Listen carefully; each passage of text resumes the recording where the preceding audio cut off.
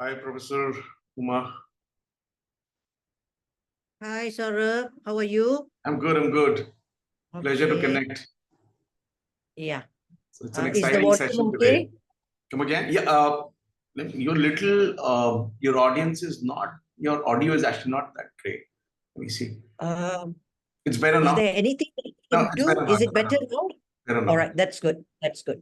Uh, Welcome everyone, guys. If you want to comment about our audio, you can feel free to comment on in the chat, so that if there's anything we can do about it, we will be happy to. Okay, cool. So I think we are about time, and this is a very exciting session actually today. So, hi everyone, welcome to Edorer's Masterclass. This is yet another masterclass specifically in our agriculture series, modern agriculture, agribusiness series. And today is a very special masterclass because today we'll also talk about our, amazing boot camp and the awesome international conference that we're coming up with in agriculture. And we have with us none other than Professor Rani Sinniah. She is one of the known agri researchers of one of the top universities in the world in agriculture. She is also the deputy dean of the Faculty of Agriculture at UPM Malaysia, and I'll officially introduce her very soon. Um, and today's masterclass, guys, it's actually not just a masterclass. Why I said that this is special is because this is not just a masterclass. Today we have a lot of people in the audience who are actually very interested in our upcoming bootcamp. So today in the Q&A, we will talk about all your queries that you might have. We have received a phenomenal response from students all across India, even from other parts of Asia, who have shown tremendous amount of enthusiasm and interest in this bootcamp. So whatever queries that you have, feel free to ask. Now, how do you ask questions in this masterclass? So the format is goes like this. We will have 25, 30 to 40 minutes session PPT about today's topic, which is revolutionizing agriculture for a sustainable future. Post that, we would be open to Q&A. Today, we have kept a longer Q&A because there would be a lot of queries about the conference and the bootcamp. And in the Q&A, and how you can ask questions, you can actually post your questions in the Q&A section here in Zoom. You will see that tab here. Or you can also post your questions in the chat. If you want to ask your question in person, we'll be happy to put you in the spotlight. Just raise your hand and we'll pull you up and put you in the spotlight. You can ask the question in person. If you want to enable your video, feel free to do that. We'll be happy to see you. So this is what the format is going to be like. Let me formally introduce Professor Sinniah. I'm sure everybody can see my screen. So Professor Sinniah is the Deputy Dean and Professor of the Department of Crop Science, Faculty of Agriculture in UPM Malaysia. By the way, UPM Malaysia is the #1 agriculture university in Southeast Asia. And even when you put India and Southeast Asia together, they are in almost about in top 150 in the world when it comes to the world ranking. So we're talking about a very prestigious university here today. She's a highly accomplished agriculture researcher, and her expertise is in the area of seed science and technology, covering physiology, biochemistry, and storage, both conventional and via cryopreservation. Dr. Uma's contribution in the form of research output are also very significant. She has published more than 100 articles in renowned citation index journals, while others are in non-citation index, both index and non-index both. She has published a tremendous amount of papers. She's also the president of the National Seed Association Malaysia. Now, this is an interesting body, which actually takes care of various activities around seed supply chain, research, and whatnot, and brings in bodies together, companies and research organizations and universities together so that they can address challenges in seed for Malaysia. She has also served as the Deputy Director at the University Community Transformation Center. And this assignment revolves around ensuring knowledge transfer of university technologies and know-how to the industries and communities. Now, this is very important. This is one of the reasons why we have come up together with UPM and specifically Professor Sinniah and her department to roll out this bootcamp. And we'll definitely talk more about that today. So with that, I would like to formally introduce Professor Sinniah to the floor. The floor is actually virtual, but it's all yours. Please feel free to go ahead and let me give you any access that is needed for this, for sharing your screen. So if you wish to share your screen, please feel free. Okay, give me a minute to do so. Wonderful. We can see your screen. You can. Okay, let me just slideshow. All right. Thank you very much, Saurav, for that wonderful introduction of me. And actually, thank you so much for inviting me to this masterclass. It's a pleasure to meet all the participants.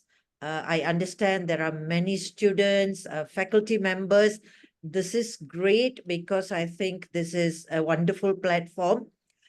Also later on to talk about the boot camp and so on. So hello again to everyone and a very good evening from Malaysia. It is 8 p.m. Here. Perhaps in India it's tea time. So have your tea while we have this conversation. Now, as introduced by Saurabh, I am currently a professor and the deputy dean. But interestingly, the portfolio that I hold is a postgraduate, research, and internationalization. So I think these three portfolios are what excited Saurabh for our collaboration because it relates very much with student, faculty members, collaboration on research-related projects and internationalization. What else can you ask for? So, yep, I'm very resourceful in later on trying to answer some of the questions that you may have, right?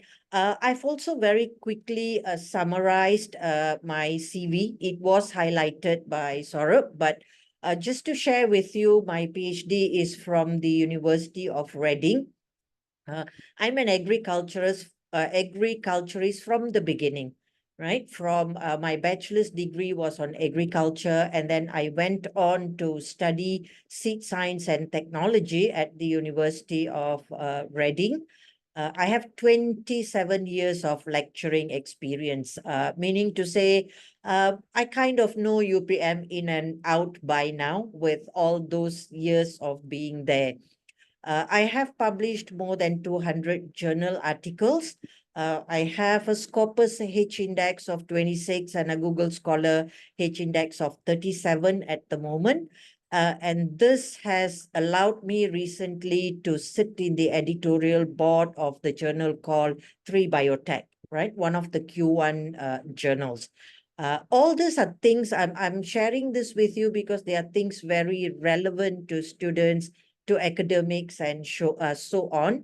And after today, my email is there. You are free to link up and ask any questions that may be of any benefit. I have been the Deputy Director of the University Community Transformation Center. You will, in a very short while, you will see that the motto of UPM is with knowledge we serve. Right? So what is the use of information if it is not shared with people that actually require that knowledge, that technology? So we had this community transformation center. I have a lot of experience from that portfolio and also a lot of connection. I am the president of the National Seed Association Malaysia. As Saurav mentioned, this actually gives me a very good platform to link, right? To link between the university, the industry, government organization. So through this association, I have a very good connection with upcoming seed industry. So for those of you who are already interested in the boot camp, these seed companies could be part of your visit agenda, right? They're very good seed companies, so you will definitely enjoy that experience. Other than at the national level, I also have very strong linkage with the Asia Pacific Seed Association. I hope at least some of you have heard of this organization. And I am in their seed technology committee. This association is actually a very wonderful association. It actually links up many of the Southeast Asian countries, and they provide free entrance to seminars for university students. Otherwise, those seminars are very, very expensive. I'm also a committee member of the Seed Storage Committee and editorial member for the journal Seed Science and Technology. Now, both these portfolios are under the ISTA, International Seed Testing Association, a body that governs everything about seed science and technology in the world, right? So promoting myself, yes, but actually more to share with y'all all these linkages and contacts will allow us to organize many, many interesting trainings and boot camps now and in the future. Okay, let me talk a little bit about UPM, right? Or Universiti Putra Malaysia. It is an internationally recognized university for uncompromising quality in education. So our mission is to make meaningful contribution to creation of prosperity, development of the nation, etc., etc. We have an education goal, which is to produce superior graduates who are holistic, ihsan, patriotic, and resilient, right? So this university started in 1931. So we have a very good record that has brought us today to be number 148 in the QS Global University ranking. I think that's a very commendable achievement for the university. Everybody is looking for universities in the top 200. And yes, we are one of those. So as one of the Malaysia's largest and premier universities, UPM has a long-standing reputation for teaching and research excellence. In fact, UPM is one of the 4, we call it RU, or research universities. There's only 4 to 5 universities that have been declared as research university. And that means the university gets extra funding to sort of conduct cutting edge research. And it also means that we take in a larger number of postgraduate students to fulfill that mission of cutting edge research. Generating and imparting knowledge are the core of all activities of Universiti Putra Malaysia, as exemplified by its slogan, "With knowledge we serve," right? I'm sure all of you will agree with me. What is the point of, keeping PhD thesis in the library, and people who deserve to know the outcome from it do not get it, or it's unreachable to them. So we pay a lot of attention to community and transfer of knowledge. Yeah, this will be very interesting to many of you in terms of our student statistics. UPM is actually a diverse gathering of students. So we have approximately 30,000 students from 72 countries around the world, offering a unique and cultural, diverse ethnic community. So you can see undergraduate, we have about 17,000. But very interestingly, we have an equal number of postgraduates, almost equal. Okay, so postgraduates here is 12,000. And For the undergraduates, obviously the international demographic is a little short, 2,000, but for postgraduate studies, we have a very large number from the international arena, 7,000 local and 5,000 international. And very interesting also is the inbound exchange students.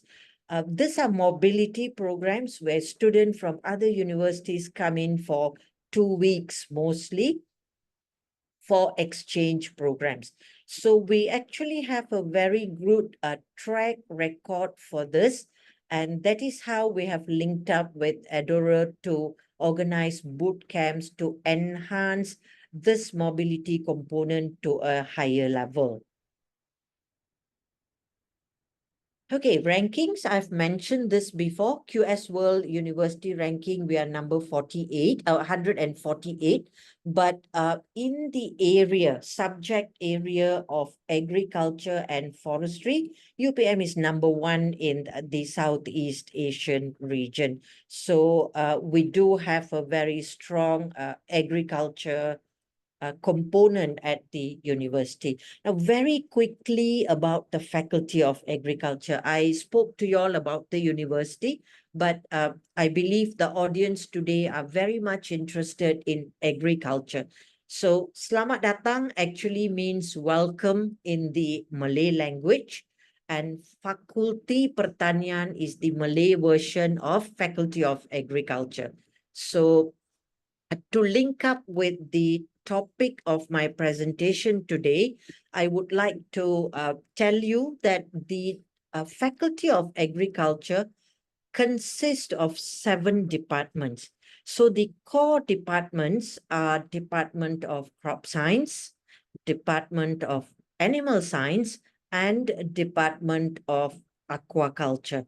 Now, these are the core faculties, core departments, and these core departments are very much supported by Department of Land Management and Department of Plant Protection. So plant protection obviously supports the crop science department highly, but Department of Land Management supports not only the crop science department, but it also supports the aquaculture department, right? All these are using land as one of their resource.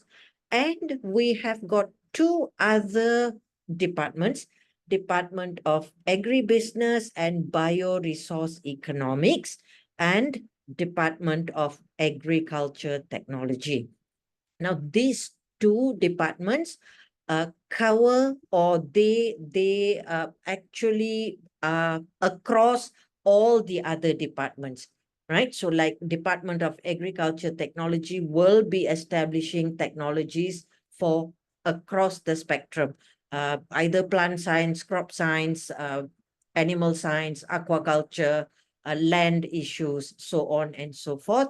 And of course, agribusiness is the key to everything, because that's where the calculation for dollars and cents and all those issues come into play. Okay, so next is coming to the topic of my presentation today. I'm here today to talk a little bit to you about hold on, I'm just looking at some of the questions.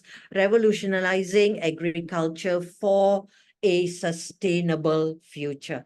Now, this topic is actually the theme of the 9th International Agriculture Congress.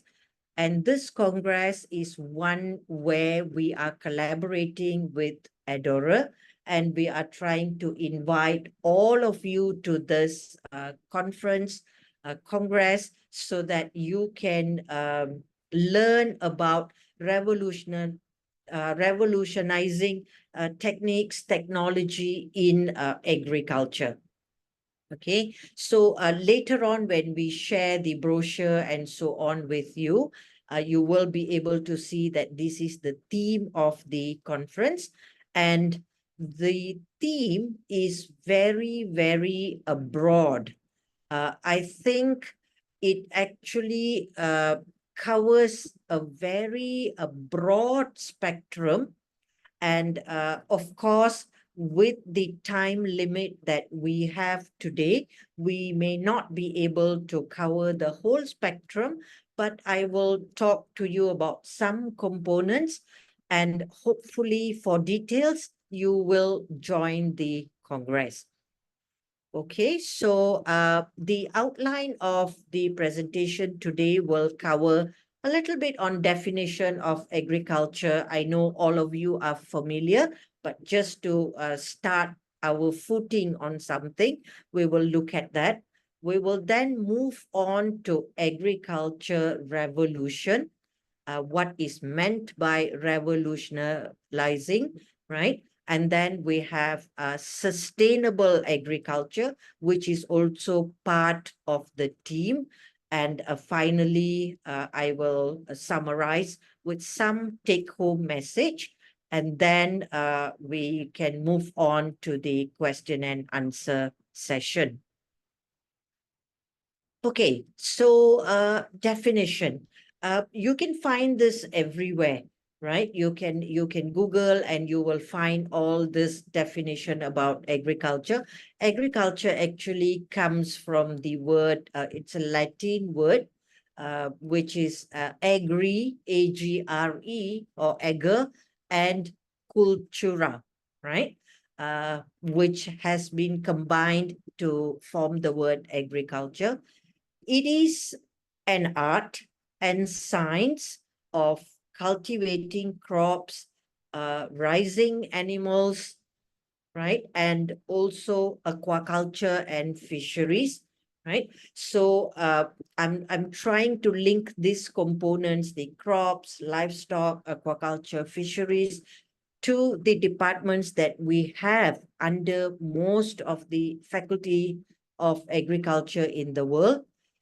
And beyond these three basics, the management of natural resources is also very important. And all this actually lead to human sustenance and economic development. Okay, so that is a broad definition of agriculture: cultivating crops, raising livestock, aquaculture and fisheries, and managing natural resources for human sustenance and economic development. Pretty much when we talk about these, agriculture used to be highly related with food crops, right? It used to be highly related with food crops, and very often people look at the word agriculture as a synonym to food. But I am confident that most of you are also aware that other than food, agriculture today is also covering non-food crops, right? A simple example would be rubber, Hevea brasiliensis, or cotton, which is used for industrial, for fiber, jute, for example. These are all also termed as agriculture crops, but for non-food related activities. So agriculture also refers to the processing. So it's no longer just production, which very often is also termed as the downstream. Downstream, upstream, where you talk about production, and then you go to processing, which is the downstream component. And very importantly, today we look at distribution of the agricultural products, because a lot of wastage is being seen while transporting from the farm to the consumers takes place. So a lot of other components have come into play. So agriculture plays a critical role in the entire life of a given economy, and it is the backbone of an economic system of a given country. This is not new. I think everyone is aware. No food, hunger means the whole nation is going to be unproductive.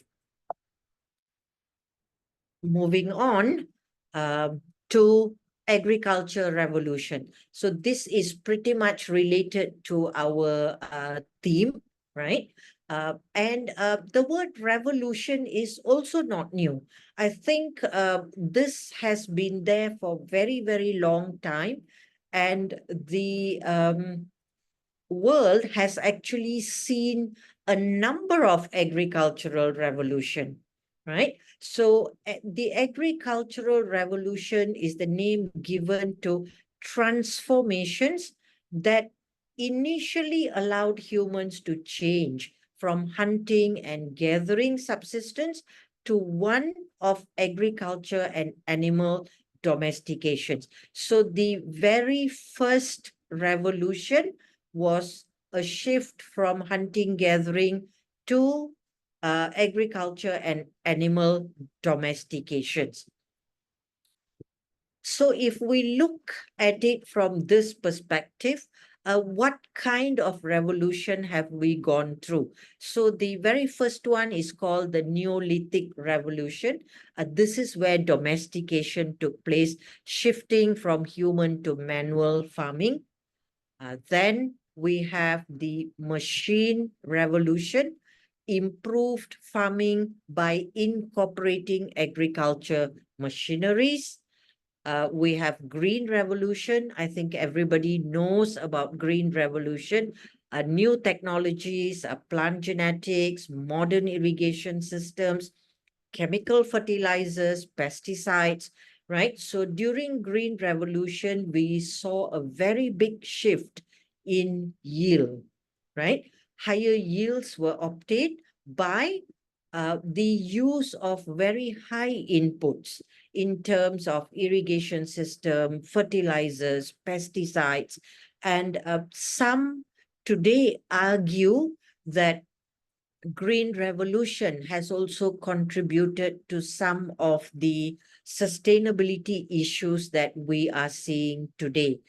So what you see today is the term green agriculture, green technology, which reverses some of the components of Green Revolution, such as chemical pesticides are being replaced by natural pesticides and so on.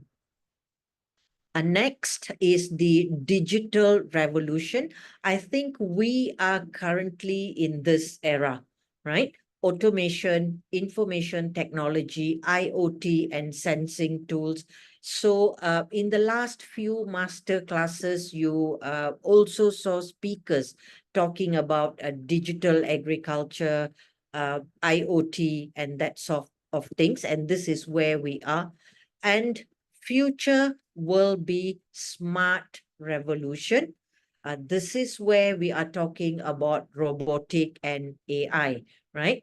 Obviously, robotics and AI is already there, right? But the full potential of robotics and AI are still being explored by many.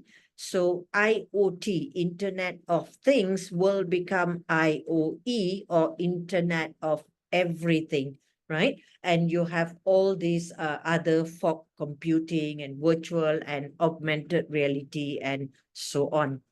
Okay, so I hope that gives you all a perspective of the revolution that we are talking about. And obviously, any drastic change to whatever you are doing today is also revolution. So at a smaller scale, there are numerous other revolutions, right? Just to give you a simple example, perhaps if we are looking at pesticide application, for example, people are already talking about nano pesticide application. So that is also a revolution at a different level within the bigger scope of revolution. Okay, very quickly to talk about some factors, right? That factors here are things that are making us revolutionize agriculture. Okay, what are the factors? So we have climate change issues, right? We have food security issues.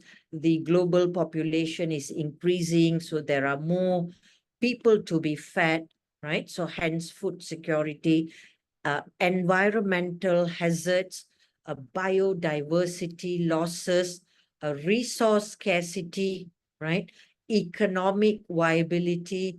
There are so many issues. Uh, I have some explanation there, but looking at the time, I think I should just move forward, just give you the key terms, and then hopefully somewhere along the line we can tie things together, and of course come and join the boot camp for more detailed discussion on all these issues. um, I was mentioning climate change. Climate change is real, right? So I just want to share this with you. Climate Ready Rise. This is from a major research project that has been going on at UPM. A large group of researchers have been working on this, and today we have what we can proudly call as Climate Ready Rise, right? Which is available. So you can actually see from the picture the effect of climate change, how it has resulted in water scarcity and cracking of the land. But the rice crop is still looking good, right? Because of how it has been bred to be tolerant to drought and so on. So this research was conducted by ITAFOS, which is an Institute of Tropical Agriculture and Food Security. They conduct a lot of very interesting projects on livestock, on fish, right? And they have, I would say, super good equipments in that institute. So that's also an added benefit. If you are visiting UPM, we can show you and share with you all this equipments. Okay, a little bit on what is happening with key issues, right? So whatever I said in my previous slide, so if you look at this slide, I've just taken some very critical key issues: increase in population, global climate change, decline in arable land. These are points that everyone can relate very easily.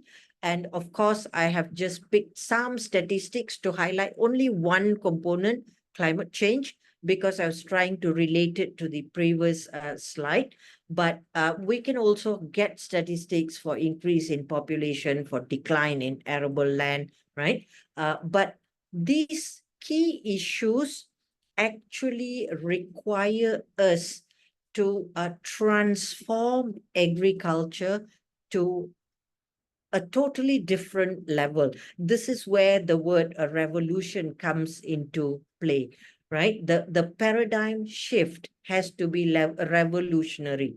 Okay, so a way forward is to produce more with less, right? The world is already talking about vertical farming. How do you go about this? Urban farming, how do you go about these things? A Disneyfication effect, right? Which means a business-driven, exciting, creative, right? This also relates to the younger generation. They want to do agriculture differently, but must be able to meet the key issues. And Uberization effect, right? This is talking about machine-to-machine communication. This is where all this IoT, IoE, digital agriculture, communication between machines and all those things come into play. Okay, so the classic response to higher yield was larger machinery, but modern response to higher yield is smarter machinery. So we are talking about producing more with less. So what we will need is smarter machinery, smarter technology, and so on. Okay. So at UPM, we are also moving into this direction, right? We have the Department of Agriculture Technology. We also have created a new degree program, which is called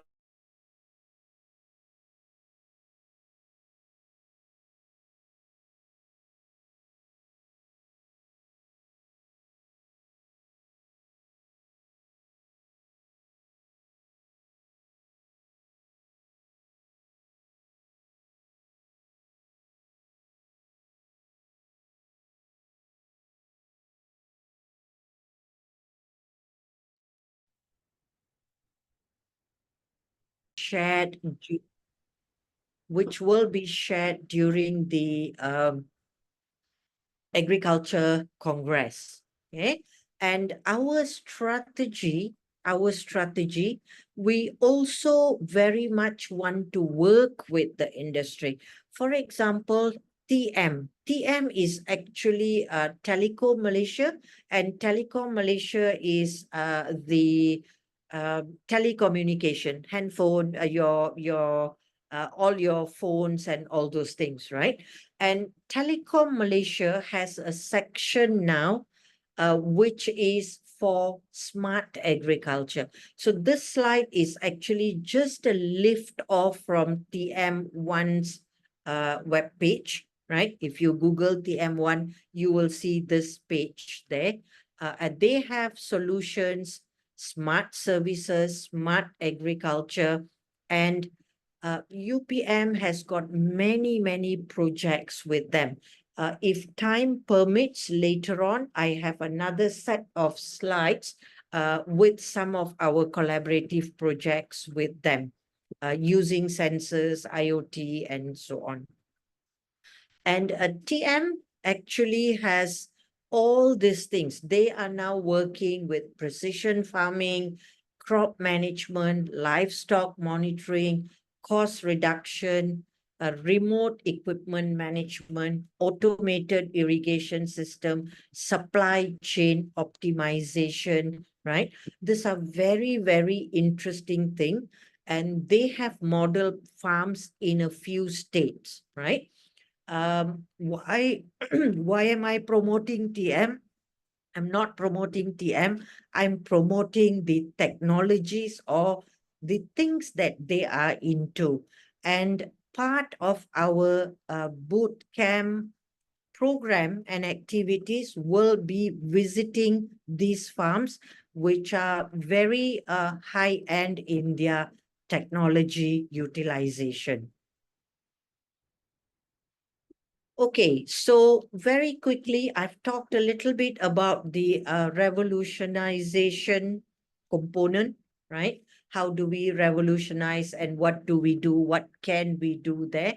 But there's also another component that we must never forget, which is sustainability, right? So whatever we do, I think we should not forget the sustainable agriculture component, right?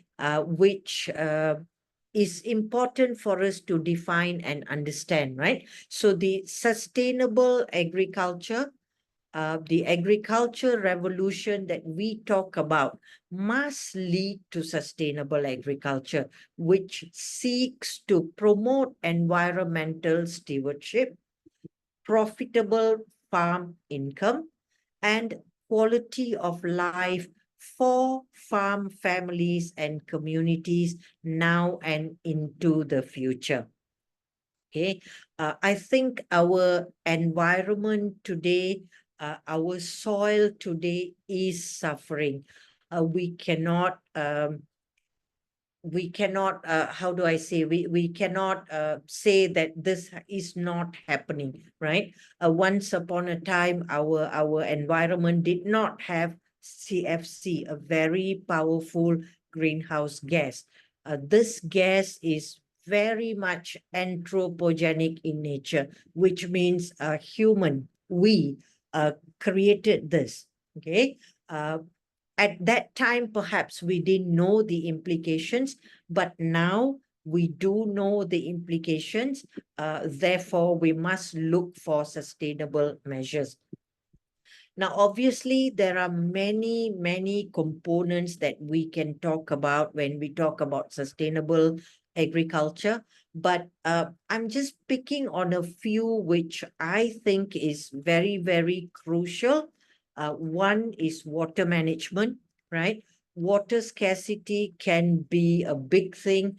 And as you all know, agriculture is nothing without water. No water means no agriculture, right? So managing water is very, very critical, very, very important. So implementing water efficient irrigation techniques like drip irrigation,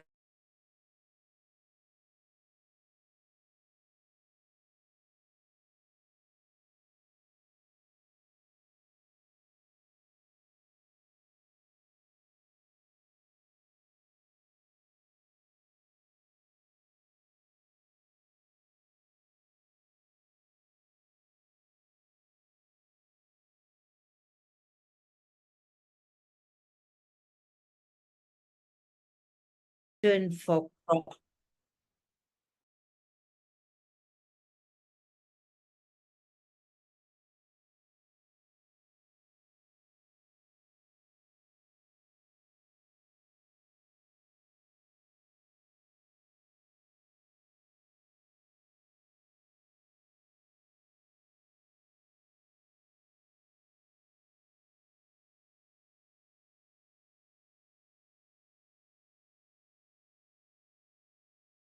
sustainable agriculture, and then uh, supporting small scale farmers, policy support, consumer awareness.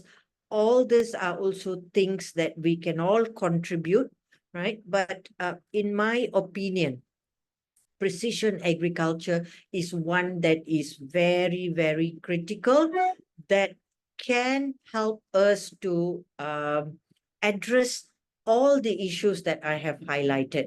So leveraging technology such as drone sensors, GPS, right, enables farmers to optimize resource use, minimize waste, and increase yields through precise application of water, fertilizers, and pesticides, right? So during Agri-Congress, there will be a lot of focus on precision agriculture, because this very much also relates to green technology, and this precision agriculture actually will be supported by the IoT, all the digital, the machine learning, AI, everything will contribute to precision.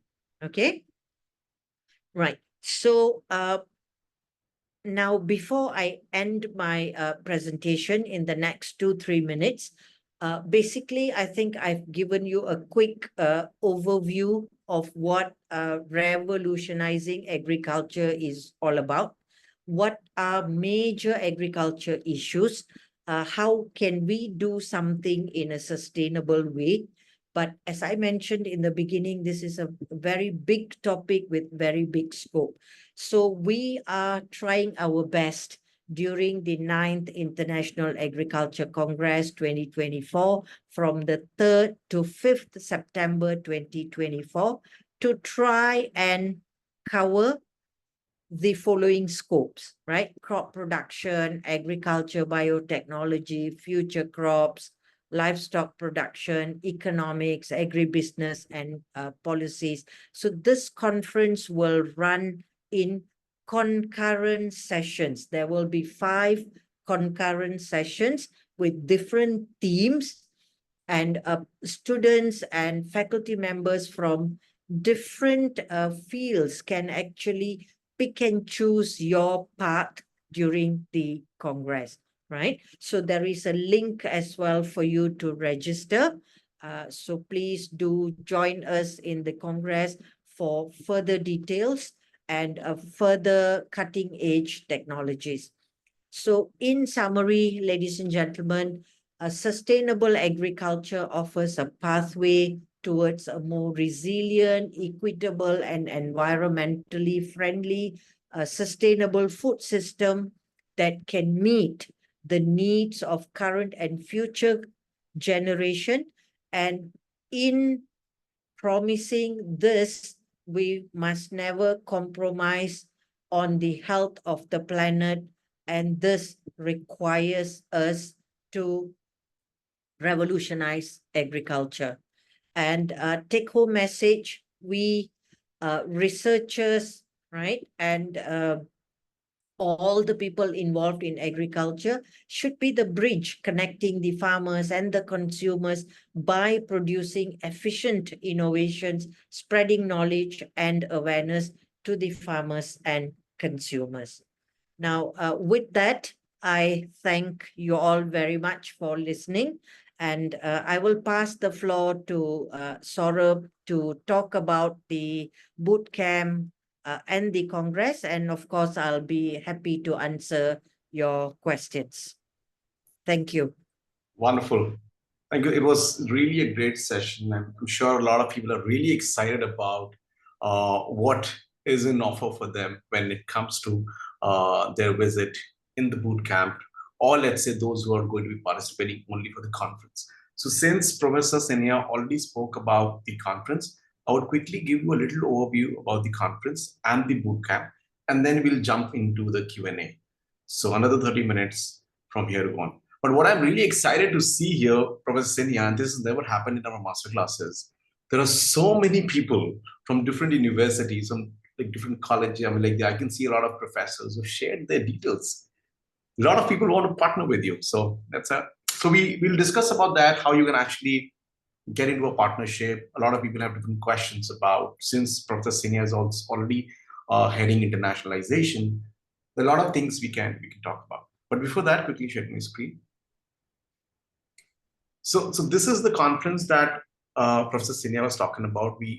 A brochure will be shared with all the participants and everybody who's interested very soon. This is just a little overview. This is September 3 to 5. Those will be traveling, like there are a lot of professors and a team which is traveling only for the conference. They will be traveling from September 2 to 6 because we have included some sightseeing and other activities as well with the conference. And all the students who will be participating in the Modern Agriculture and Agricultural Entrepreneurship Bootcamp. The dates are 28 August to 6 September. So anyways, this conference actually is an integral part of the bootcamp, and you will be able to attend this conference. Now, what's really exciting about this conference is that you will be able to learn and network with top Southeast Asians agri leaders, whether it's professors, agriculturists, researchers, or agri-preneurs. Like Professor Sinniah said, there's so many companies whose company officials would also be participating. So it'd be great for you to collaborate with them as well. And also as part of the bootcamp anyways, you'll be interacting with them. Then there is a great paper publication opportunity. The last day to submit your papers is 15th of July. And the notification will come by the end of July, 30th or 31st of July. Then you will also meet, like I said, a lot of successful agripreneurs and companies, and you will learn about global trends and opportunities in agricultural entrepreneurship.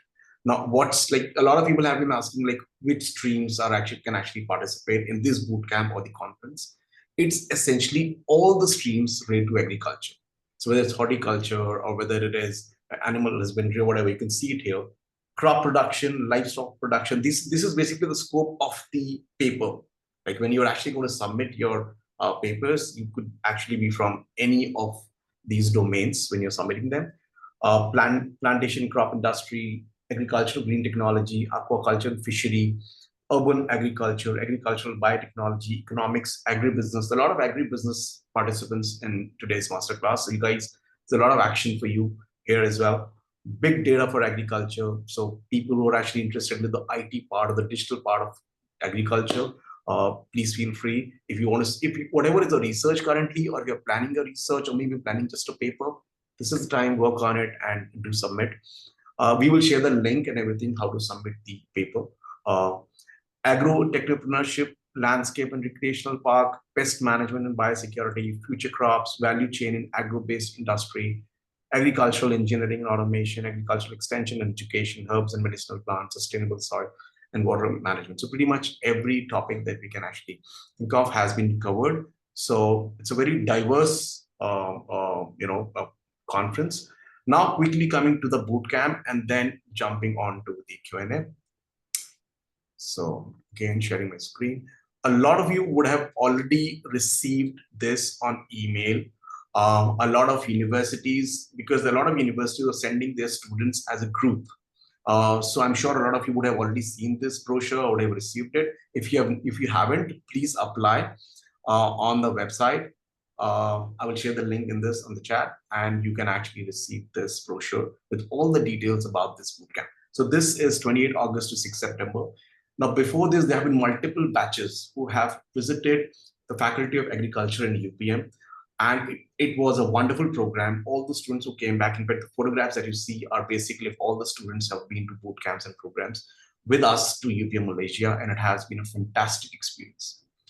So the program overview, you can actually see.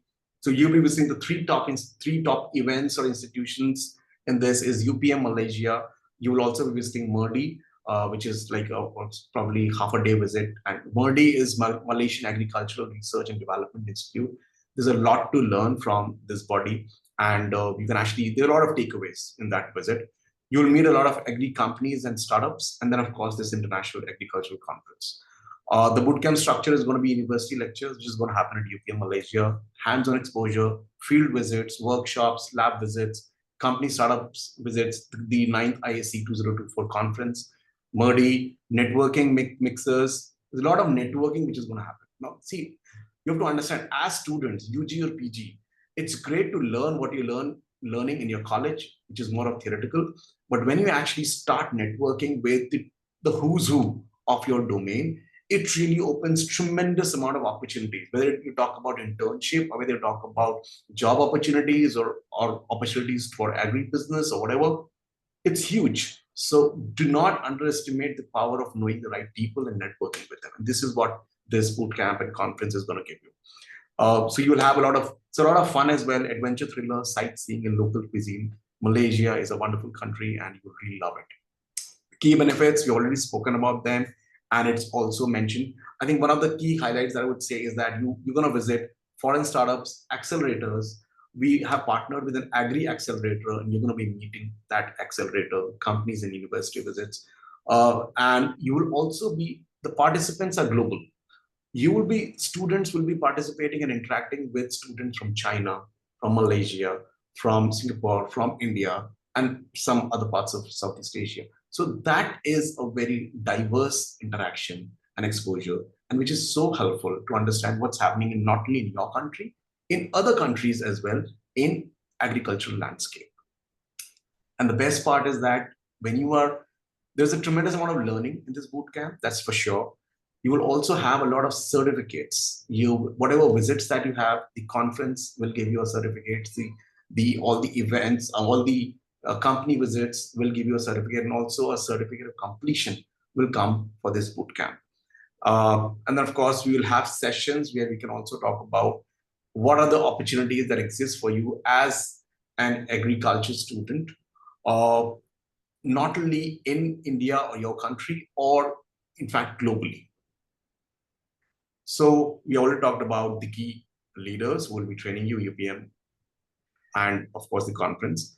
The program curriculum will be, module 1 is going to be on modern agricultural and smart farming systems, precision agriculture, urban farming, agricultural entrepreneurship, and agri-food tech. A lot of agribusiness students who are going to participate this, and even for others, this is an important module. UPM's business division will also be part of this module while implementing it. You will also be learning about how to start an agri-business venture from scratch. In fact, there will be an exercise and a project in that module where you will be able to do that quickly in the class itself. And then, of course, we'll talk about global career pathways in agriculture. Then, of course, the conference, and I've already spoken about the conference, how tremendously useful this conference is going to be. You will also visit Malaysia's agri startups. Some of these startups are already on the verge to becoming unicorns. So we have partnered with some of them, and also what Professor Sinniah said, there are a lot of companies like that she mentioned that you'll be visiting as part of this bootcamp. So all that experience is going to be huge and massive. Your stay and food is going to be amazing and very comfortable during this bootcamp. It will be a very smooth experience, of course. All boot camps and visits organized by Edorer has always been like that. Malaysia is a wonderful country in terms of agriculture. It definitely has a strong footmark on the whole agricultural landscape of Asia. So it's definitely the country, and also visiting the #1 agriculture university and their facilities in agriculture definitely makes it a wonderful experience for all agri and agribusiness students. These are some past glimpses of all the students who participated in the bootcamp. And it's going to be real fun and a lot of learning as well. Of course, you get all certifications, and these certifications really enhance your resume and your portfolio with time. And you can also explore all research opportunities or areas which you should pursue, which are highly in demand. And you learn about all of that in this bootcamp. So yeah, so this is about this bootcamp. This is the team of Edorer, and yeah, you have all this information already. So I'm dropping the link about this bootcamp, and those who haven't applied, a lot of you have already applied and were here just to know more about this. Those who haven't applied, please feel free to apply. Now we'll start with the Q&A officially. So we have one person who is raising a hand, and also Professor Sinniah, you can actually pick questions in the Q&A. I'm sure you can read them yourself. And you can also see the questions in chat. Feel free to give priority. But before that, I just want to pull Nirmal in this call, and I'm allowing you to talk so you can ask your question in person.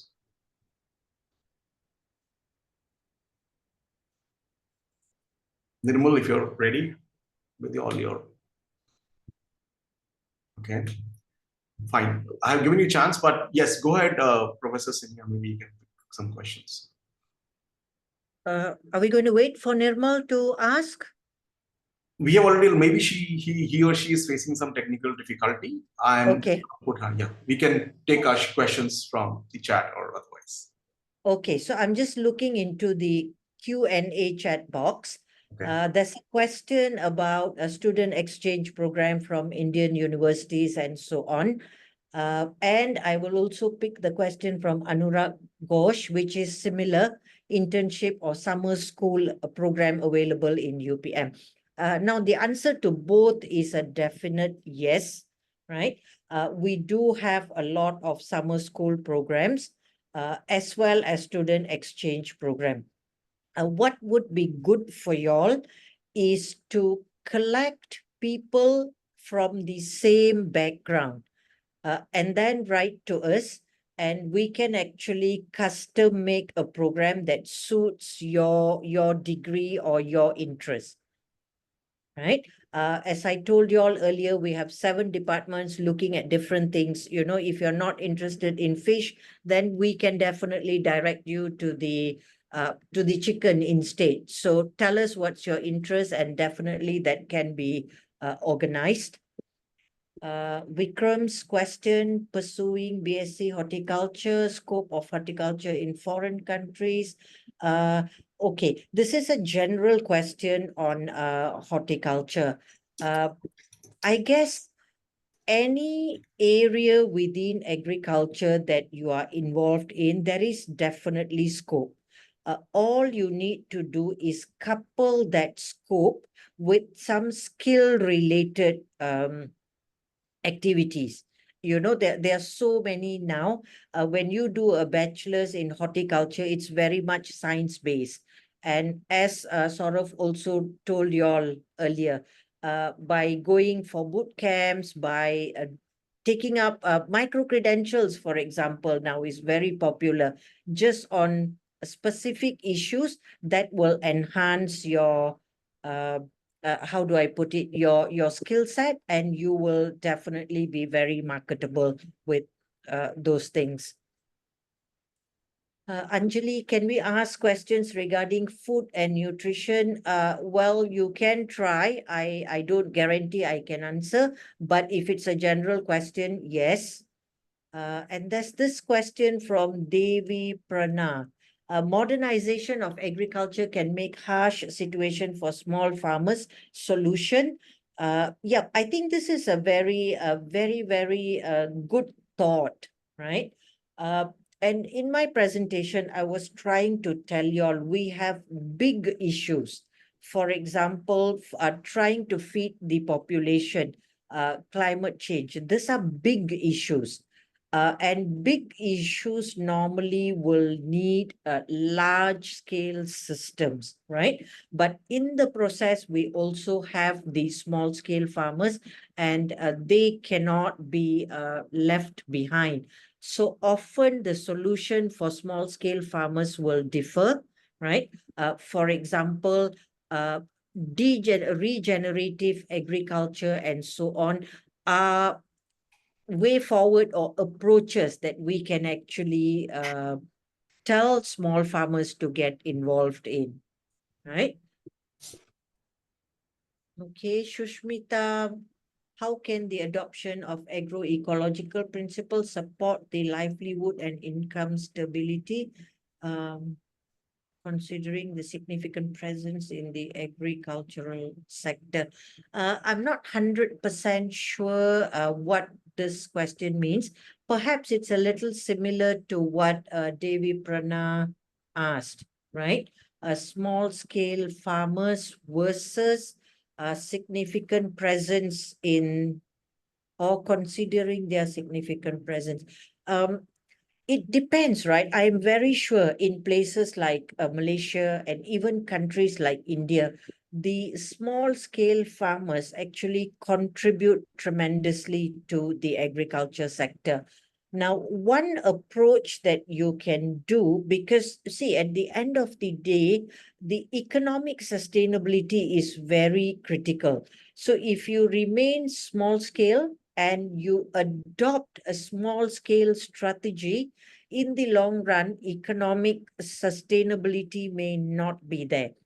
So one approach that like we are trying to advocate to small scale farmers is consolidation of small scale farmers into a cooperative, where they can actually operate in a medium scale rather than remain in the small scale domain, right? I hope that helps to clear that component. And that system actually will also help in the agroecology principle, because it's now sharing basis, right? So your water resources can be shared, machineries can be shared, as etc., through the cooperative model. Okay, this one. I think that has been implemented big time. Yeah. And a lot of initiatives in India as well. But yes, Yeah. like still the impact has to increase. So there is some innovation and improvisation needed. How those cooperatives actually function, and also how the actual research is translated to the actual farmers. Yeah.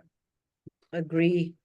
Yeah, I think the rest are a lot to do with interest in summer program and so on. I hope I can get these contacts from you, Saurabh.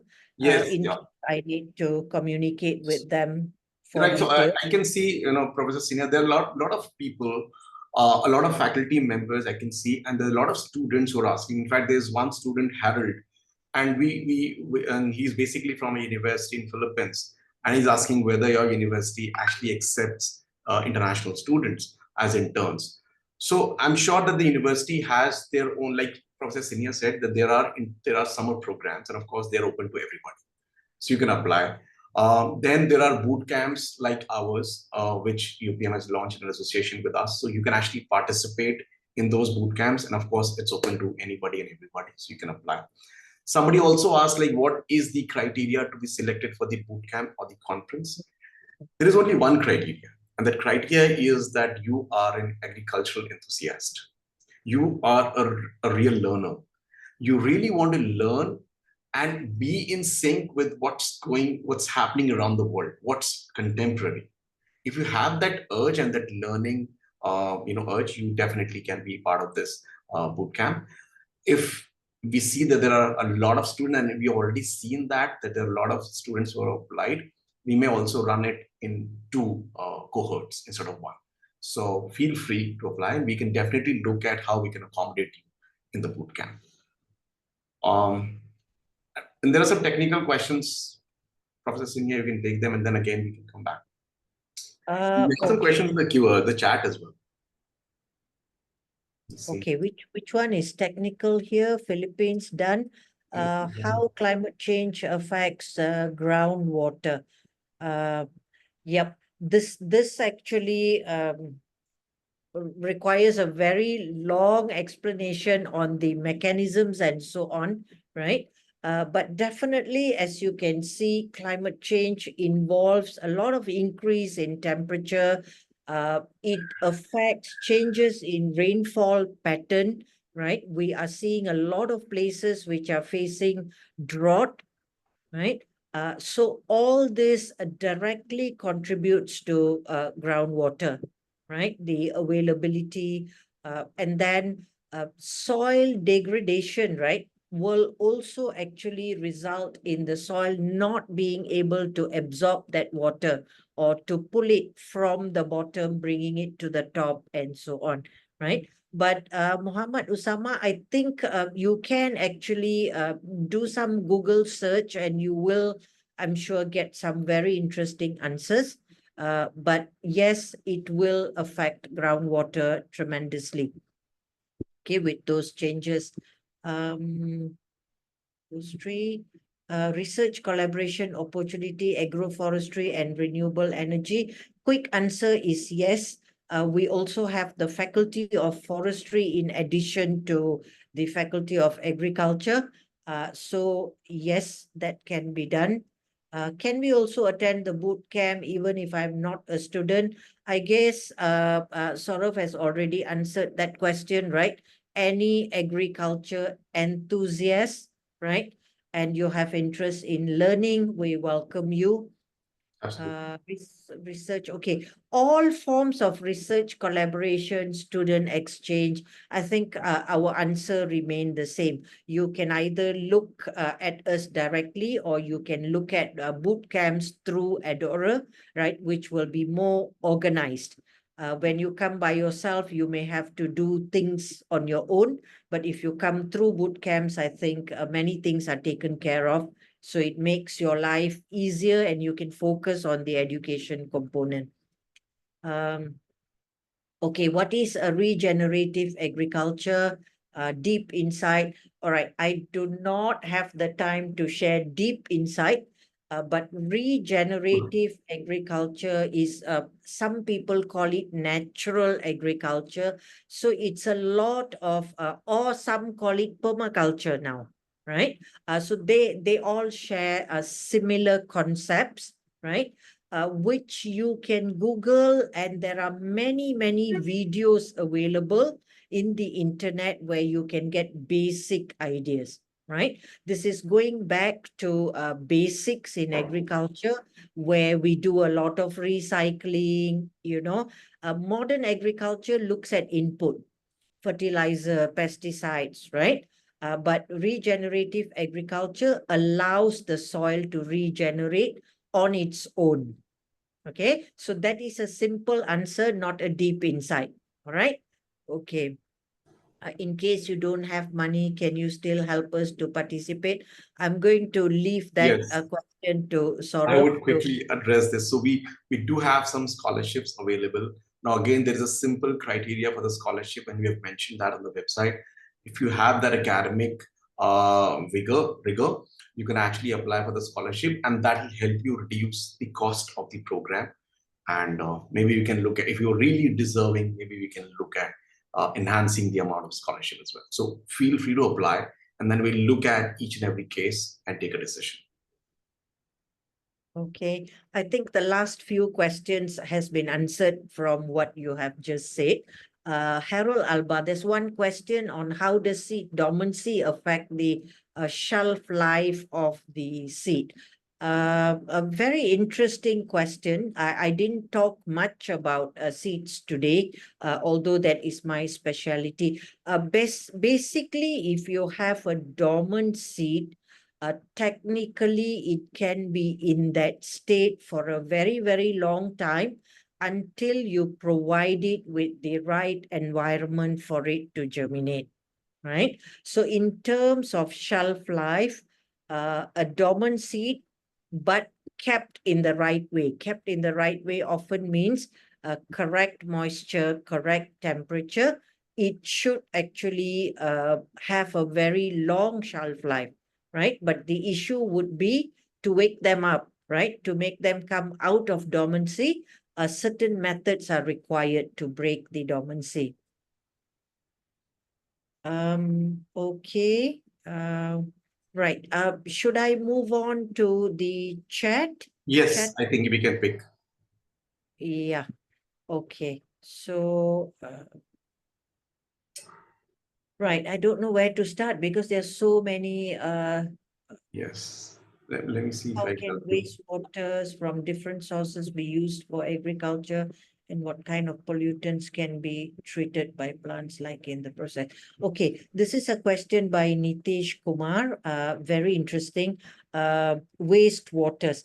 There are a lot of technologies today that actually looks at a wastewater. Wastewater actually comes from different sources, and the different sources need to be treated in different ways. So I don't know 100% whether Nitish here is referring also to water that is polluted with industrial waste and so on, but he's picked a word there, phytoremediation. Yes, that's something that we can also use. There are many plants that have the capability of absorbing elements that are considered as not good for the soil and so on. But of course, we have to be careful that these plants are not plants that are used in agriculture, as in they are not plants that we use as food, right? If they accumulate all these elements, then it's not good. But there are many ornamental plants, right, that can be grown and can act as phyto remediators. Okay, global collaboration, all those are good. Saurav, if you see any questions, you can just highlight. Yeah, unfortunately, what happened, my system switched off for 2 minutes. Oh, And okay. I had to restart, and I've lost all the early chats. So I have Okay. chats, I want to No do the worries. last few chats. But okay. A lot of what is going on in the chat is people are talking about linking up, right? If they actually can join the university for any programs. I don't see any questions. Perhaps we can look at Dr. Ganesh, if you have a question. or Dr. Raghu for that matter, whosoever is ready. Good evening, ma'am. Actually, it's a good talk, and Dr. Gaurav sir actually have given a good insight about the program. Actually, we are planning mainly. Even I have spoken to a few of my colleagues. We are mainly planning to come for collaborative possibilities, sir. Actually, myself, we are working on the new energy and the biomass value addition, mainly for the energy and agroforestry. And one of my colleague is working on the microbial activities. Mainly, actually he has developed recently. He has developed one product based on the biofertilizer, mainly biological agents. Like this, Mm. 3 to 4 people we are planning to join together. We are mainly considering the collaborative opportunities in this program, bootcamp. Okay, what This wonderful. is I mean, when you attend, yes, obviously you will get to link yourself with many people. But if you are staying on for 1 or 2 days, we can actually organize group meetings. You know, I can link you up with the algae group, right? The biofertilizer group, and then you can establish your collaboration from there. Yeah, in fact, we have actually that is mentioned this in the bootcamp page as well, that these kinds of collaborative meetings can happen once you're part of the bootcamp. Anyways, if your students will be coming for 10 days, you will be coming for 6 days for the conference. You can come a little early. And in fact, we're also sponsoring the trip of one of the faculty members from the university if there is a batch of 10 people coming from the university. So all of that is possible. Once you're there, you, like Professor Sinniah said, there will be specific targeted meetings with the group that you want to partner with, and then you can look at the collaboration. And if synergies are there, you can also go for the MOU later, if at all it's possible. okay. Oh, great, really great. Actually, we are looking in this direction only. And for students, actually, yeah, it's a good. You are informed, there are a good number of scholarships. We will try. Actually, for PhD, is there any difference between for MSc and PhD students for the scholarship apply or? The structure and the delivery of the bootcamp and the experience is going to be the same. So whether you are a UG, PG, or a PhD, this is more of experiential learning. You know, this is not. There's no curriculum as such that we're going to focus on. This is more of insight, eye-opening, and then experience. So I think all of that is pretty much true, irrespective of your background, UG, PG, or PhD. And then of course, every student will network with his or her capability, right? So if you are a PhD, when you talk to a certain group in the conference, of course, there will be a different kind of conversation. And then accordingly, with your skill and your competence, you can take that collaboration forward in a different way. Okay, okay. Thank you. Thank you so much, sir. Thanks for participating. Thank Yeah, you. Dr. Ganesh Bhatt, or otherwise, I'm also pulling. Nirmal, I don't know if it's really want to talk. We have another 5 minutes to go before we wrap up this session. Okay, we can pick some questions. Nirmal, if you're ready with the question, you can. Else, if you have missed anything, guys, and if you think that we have missed your question, please repost your question in the chat or in Q&A, and we can take 2-3 questions more. Else, we are almost 15-20 minutes. No, still 10 minutes in time. How AI is revolutionizing agriculture in India. Now, this is an Indian context. You're talking to a professor from Malaysia.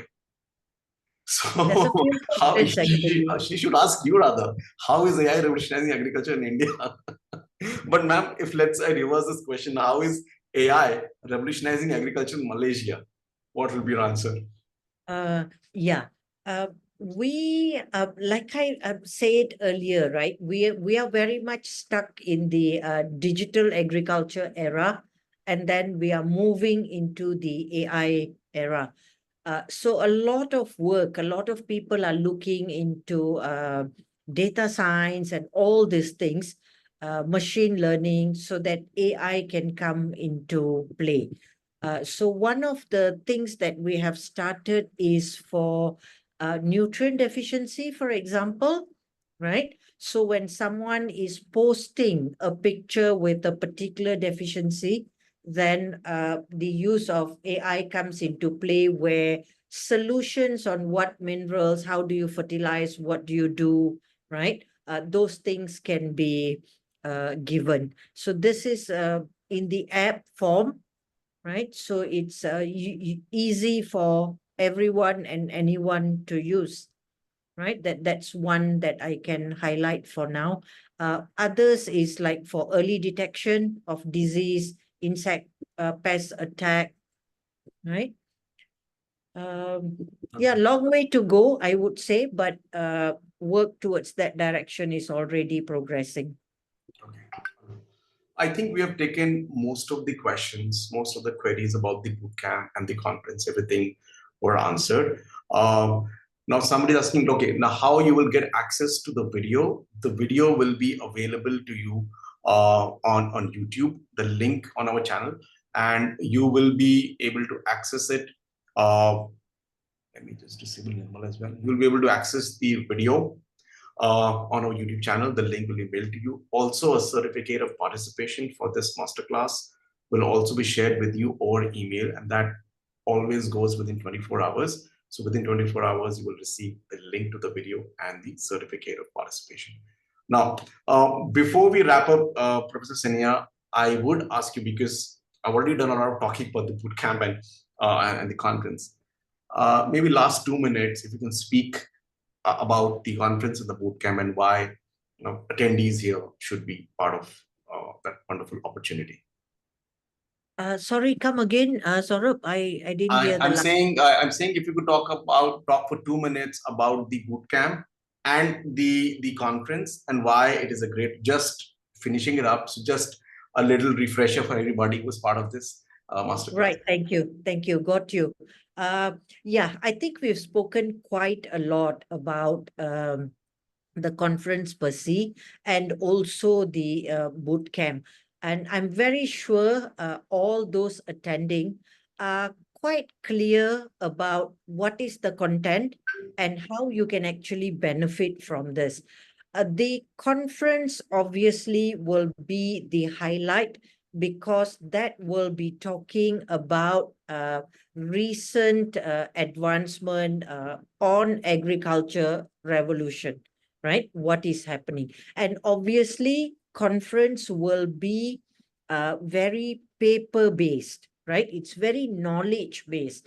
So I think what is nice, the way the boot camp has been designed, is you do all the visits first, right? You're doing all the visits, so you're getting all the exposure, and this knowledge on the exposure can actually help the participants to relate better to the conference and also to ask the relevant questions to network, right? And you did mention this, we are partnering with China, and about 35 students, postgraduate students from China have confirmed their participation. And I think this is a real value addition. Internationalization actually gives a lot of knowledge, a lot of experience, especially. And Saurabh, you said this very well, experiential learning. I think that is what the students and the faculty members are going to experience through this boot camp, culminating in the Agriculture Congress, right? So definitely my 2 cents, please come for the Congress, and we will provide you with the best experience that you can find. Absolutely, Yeah. as always. And this is not just words. I mean, like, there have been so many batches or so many students and researchers, faculty members who've experienced that wonderfulness of UPM campus. So thank you so much, Professor Sinniah. It was a wonderful session. I can see there was a lot of interaction. There's a lot of enthusiasm around this Revolutionizing Agriculture for a Sustainable Future conference and the bootcamp. And we really look forward to hosting, guys, to all of you guys. We really look forward to hosting you in this bootcamp and the conference. Thank you so much, ma'am, for being such a great speaker. And thank you, everyone, for being a lovely audience. Thank you, ma'am. Have a wonderful day. Same to you. Thank you. Bye, everyone. Bye-bye, everyone.